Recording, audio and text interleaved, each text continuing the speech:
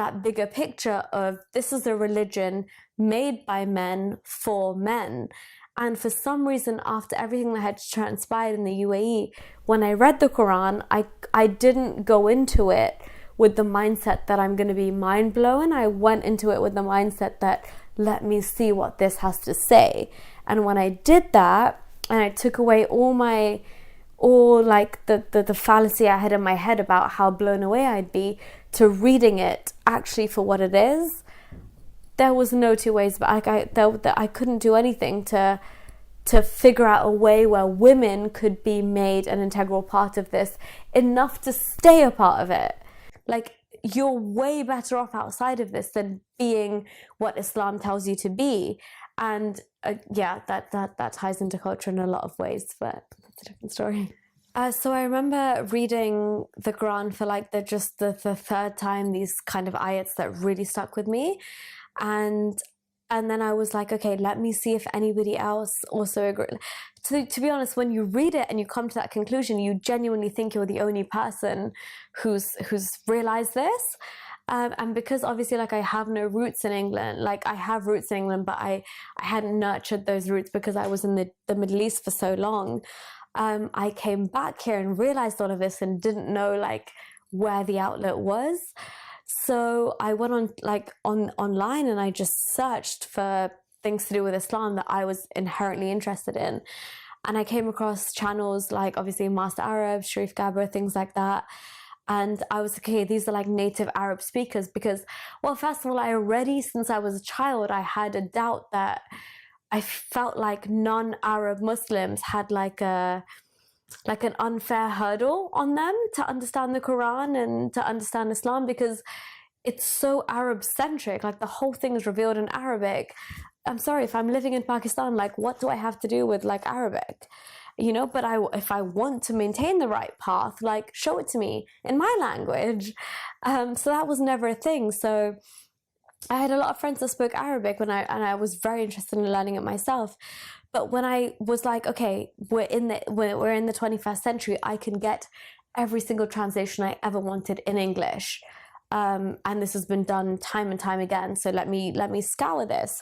And then once I had realized what it meant for women in English, I just went back to the native Arabic speakers just to check, like, you know, I wasn't checking out of this ideology for nothing. Like my concerns are warranted. And then I kind of watched these YouTube channels and they were saying the actual root terms of these Arabic words that I was suspicious of, like daraba, and now even like nikah, things like that I thought that was marriage. Now I understand that it means sexual intercourse, and you know that's why the whole nikah is so contractual, and it's very much like you're paying a price to have sexual intercourse with a woman, and that's what the whole basis of Islamic marriage is. But I didn't think that at the time, and I still know like so many of my family, my friends, they're so adamant on doing a nikah, like they hold that in such high regard, as I did. But like when you research it, I tried to look into like Arabic native speakers, see what they had to say, and it's essentially the same thing. And they're kind of trying to warn you of the bullshit that you will get fed by people who are trying to, you know, tone it down or reform it and that kind of thing. Like virgins is like honey and whatever the methods they're trying. But when I kind of read about the worth of women in the Quran, the worth of women according to Muhammad in the Hadith and things like that, there was no two ways about it. Like, I'm not even like a raging feminist. I'm just a normal woman of my age in this day and age trying to say that, you know, we should have equal rights. Like, nothing deeper than that. But when I objectively looked at Islam, I realized it was depriving me of that. In fact, it was like wrapping you in a circle of complete misogyny and patriarchy and devaluing your worth to your body, or literally a walking womb for Islam. Like, it's not about your value for just existing and your educational ability, your skills, your talents, anything else you're bringing to the table. It's purely sexual. Why they're putting hijab on young girls, why you have to wear hijab in front of your uncles, this is all perpetuating like rape culture, modesty culture, until I had realized that for my entire like childhood, I believed that that was the right thing. Women should cover up, and that's our role in life. Moving to Saudi, that changed because I grew up in an international school, and outside of the climate, I realized that's necessary. But then talking to so many international people, I was obviously getting more and more liberal. Then moving back to the UAE, like I had a very liberal mindset, but I still held Islam very near and dear. Coming back to the UK and reading these without apologetics, without having any bias in my mind, it was clear as day. You cannot stand for like women's empowerment or feminism and still be a Muslim. You cannot argue for the same thing, because that truly means you haven't read the scripture. If you read the scripture, it's completely going against feminism. You are half the worth of what a man is.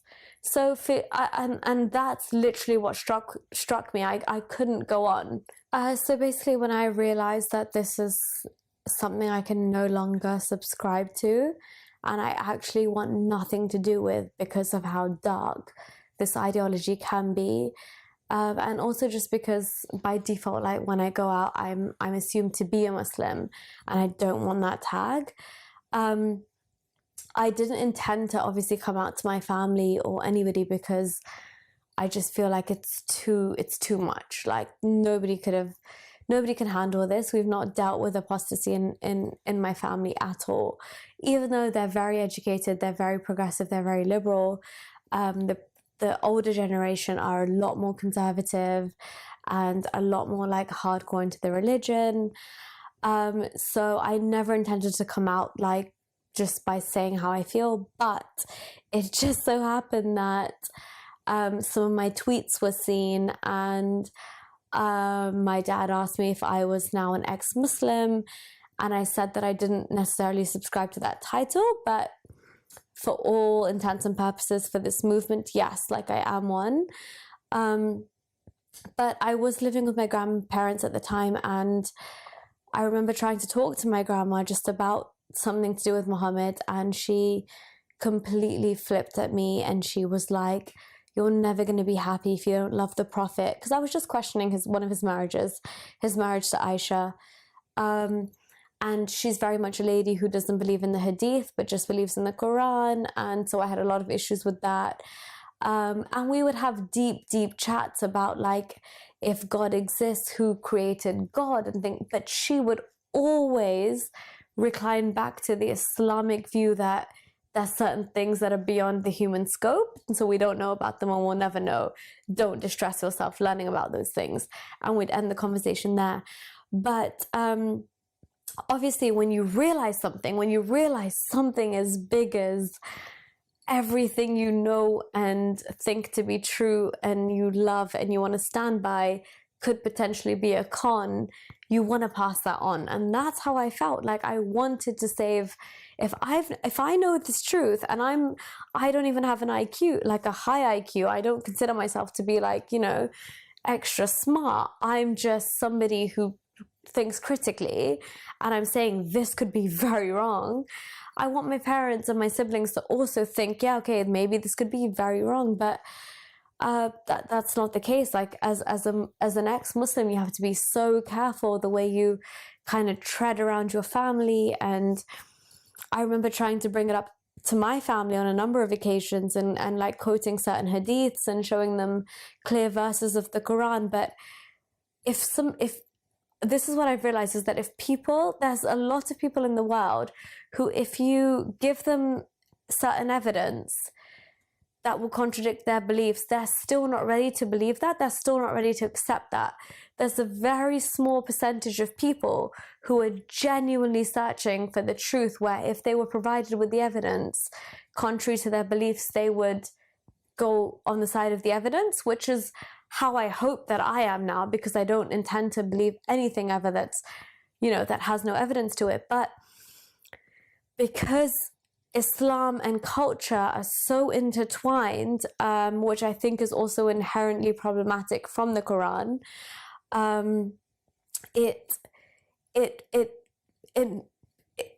people are scared. People are scared to like the people I've met in terms of their reactions to what I'm saying has been almost threefold.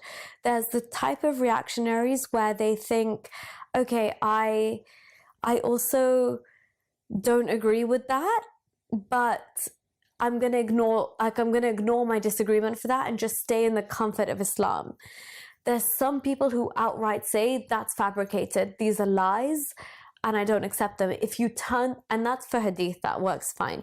If you turn them to the Quran, they genuinely tap out of the conversation because they just can't deal. And then you have the third kind who genuinely mistake every excess thing that Islam has done.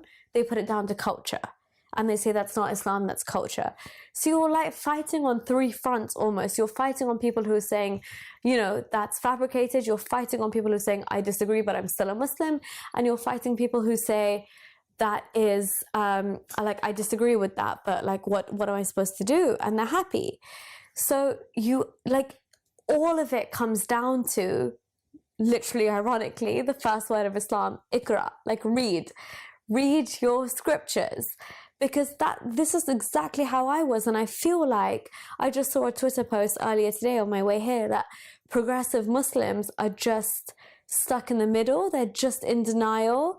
And there's such a high level of cognitive dissonance and mental gymnastics operating in that sphere that there's only a matter of time before you jump to the side where you're like, if I don't believe in the divine wisdom of God and I disagree with this, then how is this still Islam? So it's kind of just that leap that people need to take, which I feel like they're afraid of because they're so comfortable wrapped in the bubble of Islam and what it offers them. Honestly, in the 21st century, I do not think Islam and human rights are compatible. I think it's a massive clash of civilizations, just because the basic primary source texts of Islam do not even equate the two genders. There's a massive discrepancy. Men have a right over women. And so there's no way you can use this as a basis of human rights in this day and age. I feel like anybody who even considers themselves so-called feminist, even at the lowest scale where you just feel like you belong on an equal footing to men and you deserve equal rights, Islam itself tells you in its primary texts that you are worth half of a man. Your word is worth half of a man. You have to cover up because your entire identity is based on what you can sexually give a man. That's it. Your entire marriage. Before this, I genuinely used to believe in a nikah, and it's marriage under God's eyes. But reading into it, when you read into all of these things, nikah means sexual intercourse. It's from the root word of the nkh in Arabic, which is nikah, which is literally sexual intercourse. So the man is paying you contractually to benefit from your sexual services. That's essentially what it is. And I know a lot of women wouldn't like to hear that and they wouldn't like to see that in their research, but that's what it is. So you can argue till the cows come home that the hijab is empowering and this and that. But again, if you have the audacity to look into the roots of why hijab was ordained for women, you would see that it all results from a place of misogyny and patriarchy and reducing a woman to her sexual worth. That's absolutely it. It's nothing else that you bring to the table matters. Not just your value for existing as a human being, not your skills, not your intellect, not your education, not your talents. Nothing matters. And the fact that you have to, after a certain age, adorn this as a Muslim woman. I know there's a lot of women out there who are, non-hijabi, and then they meet Islamic women who are, and they suddenly feel a sense of inferiority because they're not the perceived Muslim woman. For some reason, I never felt that. I always felt that religion was a personal thing, so I was never afflicted with that issue. But the fact that I wore it myself to show that I was a Muslim, moving to Muslim countries showed me that wasn't as important. Like, it is more what's in your heart. And then moving to the UK and researching Islam for what it is showed me that actually Islam is a very dangerous ideology, especially for women. You're a second-class citizen. You're a second-class human being. Men have rights which aren't even like awarded to you. Divorce, and these certain jurisdictions who operate with Sharia law will use this to manipulate you and take advantage of you. And that's what happens to so many women around the world. Like, this is why in Iran you have the White Wednesday protests, and you have the My Camera is My Weapon protests, because it's so easy for you to hear, like, be exactly how I was when I was 7 to 9 years old in England, wearing a hijab, thinking I was completely fulfilling God's duty, thinking I was doing the right thing. You have so many women who think that, and that's a choice for them here. But okay, that's fine. That's a choice for you here. That works. But let's put you in an Islamic state. Let's put you in Iran. Let's put you in Saudi Arabia. That's not a choice. So I just don't know how they feel like this equates to feminism. It really is like how Haris Sultan describes it in his channel. It's like a chicken saying they like KFC. It just doesn't work. My whole idea is, if you do something, you need to know the history behind it. You need to know why it came about. Hijab, if you want to wear it, you need to look into it. You need to look into its origins. And as a woman, if you can truly look me in the eye and say that this hijab has come about without being repressive to women, without reducing women to their sexuality, without hypersexualizing children, without doing all of these things, without just being a protection from the male gaze, without perpetuating rape culture, then by all means, I'm for hijab. But I don't think you can say that wholeheartedly. That's just not the case. In Saudi Arabia, in Iran, in all these places, you get persecuted if you're not wearing hijab. You're just lucky to have grown up in the West, and you can choose to wear it as a part of your identity, which is exactly what I decided to do. And ironically, when I moved to a country where that wasn't a necessity, I gave it up completely. Like, it didn't need to be done. And the main point for me was, I was kind of thinking about, why did I wear hijab? And thinking about it, wearing the hijab, I just caused my mom a hassle every morning. But personally, I did not feel any closer to God than I did without it at all. There was no difference. It was just an identity marker for me. But now, as like more of a grown woman, I look into the origins of the hijab. I see how it's so involved in patriarchy, and it's there to separate the believing women from the women who are fair game to the Muslims. And the fact that you can even enable yourself to be part of this, and whatever story they spew you about being like a lollipop uncovered and it attracts flies, but you need to understand how deep rooted the misogyny goes for you to even feel like that's a valid justification. It goes way beyond that. And when you start realizing that, you'll realize how making yourself slightly more invisible is beneficial to them and nobody else. It's just impractical. It's stopping you from being exactly who you want to be, and you're just catering to the male desire. And that's perpetuating a vicious cycle. That's all it is. As far as God, as in like a big daddy in the sky, Allah, I don't believe there's any such thing. I think the concoction of Allah was purely man-made. It's like an alter ego of Muhammad, if you will. But having said that, like, I'm very interested in Eastern philosophy. I'm very interested in like just the path to the noble truths that Buddhism offers. I'm intrigued by like the cosmological explanations that Hinduism gives, but never subscribing to an actual God. I feel like once you come out of Islam, it feels like you've lost your life to such a big con that you're so scared of allowing anything without evidence to infiltrate your being or your persona or your anything like that. So I feel like you're just wary. So I'm very, very wary of accepting anything now without evidence.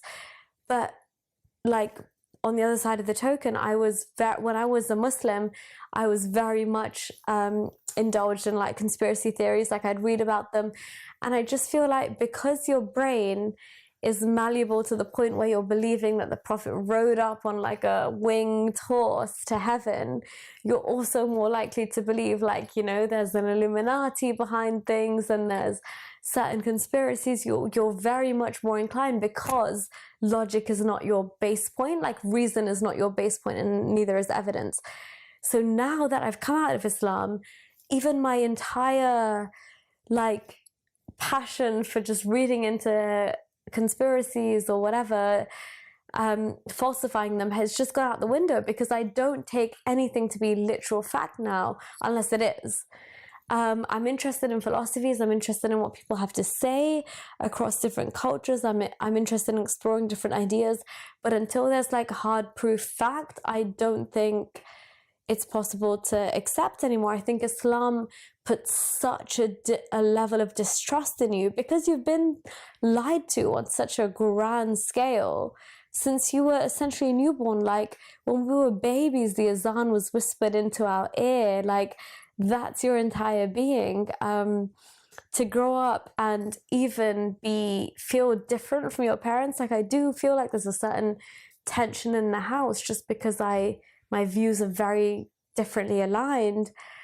You feel that, but also you know that they're educated, so they'll let you be. But it's just it's weird, because you cannot now accept anything as truth until it's there in front of you. It damages you in such a way where if you can be conned to that extent, it's like that expression, right? Fool me once, shame on you. Fool me twice, shame on me. That's exactly what it is. Like, I don't want to be shamed twice. There's no way I'll accept something now without full-on hardcore evidence, scientific reasoning backing it. So obviously from an Islamic perspective, just in helping me like fully concrete my ideas about what the Quran says was obviously YouTube channels and people like Master Arab and Sharif Gaber.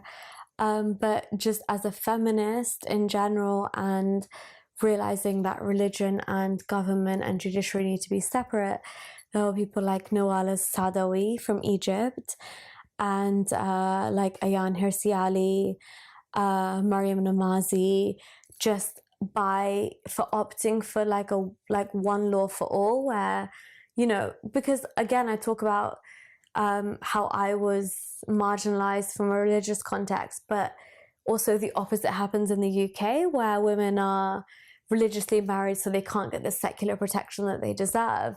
So that's like another it's the same token of what I went through, just the opposite side of it. So women who are fighting for like one law for all, but particularly women who are coming out as ex-Muslim. And I feel like Maryam Namazi did pioneer this movement about a decade ago, because even when I realized this just like 4 years ago, I didn't realize there was a movement behind it, or there were even, you know, like pioneers or like, and I've always been kind of, I've always tried to be well read, and I know that any movement has to stand on the shoulder of giants. And I feel like in this movement and being able to speak about leaving Islam, there are only people like Maryam Namazi and Ayaan Hirsi Ali and Nawal al-Saadawi who have actually pioneered the concept of secularism for women to follow. And also not just secularism, but highlighting, like putting the spotlight on Islam and saying this is problematic and this is... I feel like there's a lot of people who come and go, but they just fall off the radar. But these are women who have dedicated their lives to this, like risked everything to say what they want to say. And if I can play like a small part in that in any way, then like that's all I aspire to do. Because, and again, like I don't like labels, but ex-Muslim, if it helps pioneer this movement, then I'm all for it, because there is no way, and I just hope that women read this and they look into their sources and use the first words of Islam as like inspiration. Like read your actual sources, because that's enough for you to leave Islam. The treatment of women in itself, like we can go into the scientific aspects, we can go into historiography, we can go into contradictions in the Quran. We can go into so many different things, but just the value that it gives to women. As a woman, you should be taken aback by that, because it just doesn't fit into any of our narratives in the 21st century. When you're starting off on a footing that's not equal to men, you're starting off below men. And maybe in Islam, the only actual privilege you get is being a mother, because they say heaven is at the mother's feet. But that's it. And I feel like the more that women look into the reasons of why they're actually wearing hijab, why they're doing what they're doing, it would change a lot. Now you have these translations at your fingertips. They're not kafir channels. They're not the channels of infidels. These are Islamic actual websites. They're giving you the translations of the Quran. You just read it and you critically think for yourself, and you see where that places you, and you see the ideas that you're perpetuating, and you realize that's just not okay. What you're not just perpetuating the Islamic culture of this, but you're perpetuating modern day rape culture and modesty culture and all of these things that we're trying to move away from. Islam is holding you back in every sense of the word. Yes, basically my plan is to become a human rights lawyer and go into like the practice area of public law and action against authorities and things like that. So what that is essentially fighting for people from whichever third world countries are trying to like gain asylum in the UK, for example, on the merits of like free thought and free belief, and not being tied down to any religion. So I know obviously the ex-Muslim movement is a thing, and I'm more than willing to be a part of it. But just to make this something that I'm doing day in, day out, especially in my home country of Pakistan, for example, like blasphemy laws are used politically all the time. The government uses these laws to kind of suppress people online, for example, under the guise of like they suppress political opponents under the guise of blasphemy law so the public can get behind it. So you see Islam being used as a political tool, which it has been from the beginning, but it's very hard to separate Islam and politics, just because I genuinely believe Islam is a political ideology in itself. It's very expansionist. It's very against infidels. It's against apostates. It's against all of these people. It's very intolerant. It has an expansionist agenda. So when you see like people trying to kind of break out of it, it's very hard for them to do so in a country which doesn't support them like legally and socially. Which is why I think it's so important that people in the West are speaking out for these women who, for example, in Iran, they don't have the right to wear, like to choose to wear hijab or not. But in England here, we kind of celebrate that fact like it's a given, and it is a given. But the thing is, it's not a given for a lot of people, and that's why we're here. So there's basic human rights that are fundamentally being ignored by pursuing an Islamic ideology, and that's not okay. So I'm not against freedom of speech or anything like that. I just feel like if your opinion violates somebody's basic human right to exist, then your opinion is wrong, because that shouldn't. And Islam falls into that categories in a lot of ways, in terms of like homophobia, in terms of women's rights, in terms of child marriage, in terms of a lot of things. And the more that we have women who are actively looking and reading their scripture, I know it's very comforting to take Islam in its bubble and you're in the West, so you can portray your identity in whichever way you want. But if you're genuinely being intellectually honest, and I wouldn't myself subscribe to anything unless I knew the origins of it. So if I'm wearing a hijab, I want to know exactly why the hell I'm wearing a hijab. And if you ask me why I'm wearing hijab, I can answer you in a way that, you'll have nothing to answer back to, because that's how sure I am. And I don't feel like a lot of Muslim women in this country can do that. They are just wearing it because they think they should wear it. Once you look into the origins of it critically as a woman, and you understand how repressive and hypersexualizing it is, you would not condone it. But that's just how it is. So obviously, there's levels you can go to with certain people, and I'll only push them to the extent that they're willing to go. But when it comes to the Quran and things like that, they're not willing to look into the actual depths of what the scripture says, or where the origins of the hijab, for example, come from. And that just leaves a massive gap, because a lot of people can see problems with Islam, but they never go beyond that to actually do the work to look into it. And until people don't read and understand their scripture, we're never going to come to like any progressive movement when it comes to Islam, because a lot of women are enabling the very toxic ideas that Islam promotes by wearing hijab, by wearing niqab, by sitting in your iddat period for 3 months after divorce, by allowing a second, third, fourth marriage. You're just enabling misogyny, but you really have to look inwards to see how deep rooted this is. And that's a very hard thing to do if this is something you've grown up with and, you know, you've been brainwashed into. So it takes a very kind of strong, I feel like, intellectual mind to scrutinize what it is you're seeing from a way that your parents or grandparents haven't seen it that way. Because I was shocked. I would always ask my grandparents, when they were reading extra Quran during Ramadan, I would ask them, did you read it in Urdu? Because that's your mother tongue. So if you read, like, because when I read the Quran genuinely for the first time in English, focusing on matters that were important to me, like women's issues, I was shocked. And that was just me reading it from Arabic to English. And Arabic to Urdu has been there for a very long time as well. Like, all of their Qurans are in Urdu. I know this for a fact.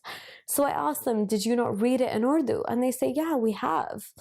And I'm just mind blown that you haven't come to the conclusion that that's offensive to me, that that's very inherently wrong. But you don't. And so that's why I'm very wary to say that people who are confronted with evidence that go against their beliefs are willing to change, because a lot of people aren't willing to change. So it's just a matter of like consistently probing them and checking in with their beliefs. So I have a Twitter account at Nuria K, and I have an Instagram as well, but I intend to get a lot more active on Twitter, and I'll be making a YouTube channel soon. So I'll obviously like share the link, and you can all follow me there and share your thoughts.